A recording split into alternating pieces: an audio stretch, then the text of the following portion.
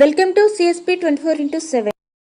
కొత్తలూరు మండలంలో ఉండేటువంటి విశ్వతేజ స్కూలు 7వ తరగతి నుంచి 10వ తరగతి విద్యార్థులందరూ కూడా దుత్తలూరు మండలంలోని ఏరుకొల్లు గ్రామంలో వ్యవసాయ శాఖ తరఫున ఆధ్వర్యంలో స్కూల్ యాజమాన్య సంస్థ స్టూడెంట్స్ 7, 8, 9, 10వ తరగతి వాళ్ళందరూ కూడా ఈ వ్యవసాయ పంటల యొక్క పరిశోధనకి రావడం కూడా జరిగింది. దీంట్లో మొట్టమొదటిసారిగా మనము ఆ డ్రిప్ ఇరిగేషన్ గురించి, అదేవిధంగా సిట్రస్ ప్లాంట్స్ గురించి, అదేవిధంగా ప్యాడీ పంటల గురించి కూడా అందరూ కూడా స్కూల్ పిల్లలందరూ కూడా ఈరోజు తెలుసుకోవడం జరిగింది. దీంట్లో ముఖ్యంగా సీడ్ రేట్ ఎంత, విత్తన శుద్ధి రకాలు ఏంది, ఒక ఎరువులో ఏ వెరైటీస్ ఉంటాయి, వాటి యొక్క ట్రాన్స్ప్లాంటింగ్ విధానం ఏంది, హార్వెస్టింగ్ ఎన్నికి వస్తుంది, పంట కాలము, వాటిలో వచ్చే తెగుళ్ళు, పురుగులు, నివారణ చర్యలు అన్నీ కూడా స్టూడెంట్స్కి సమగ్రంగా తెలుసుకోవడం కూడా జరిగింది. దాంట్లో భాగంగా ఈరోజు పొగాకు, అదేవిధంగా శనగ, వరి, అదేవిధంగా నిమ్మ, ఈ పంటలన్నింటినీ కూడా వీళ్ళందరూ కూడా సందర్శించడం జరిగింది.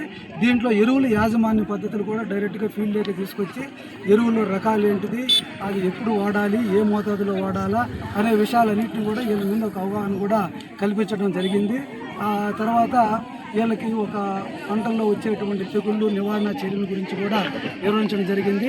అదేవిధంగా డ్రిప్ కూడా తీసుకొని ఆ డ్రిప్ పరికరం యొక్క ఉపయోగాలు, అది వాడే విధానాన్ని అన్నింటినీ కూడా దగ్గరుండి చూపించడం కూడా జరిగింది. ఇవన్నీ కూడా రేపు భావితరానికి పిల్లలందరూ కూడా ఉపయోగపడుతుంది.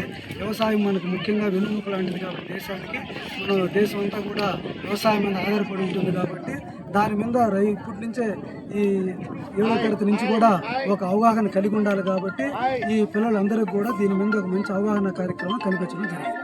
Thank you. అందరికీ నమస్కారం, నేను మీ మధుమిత.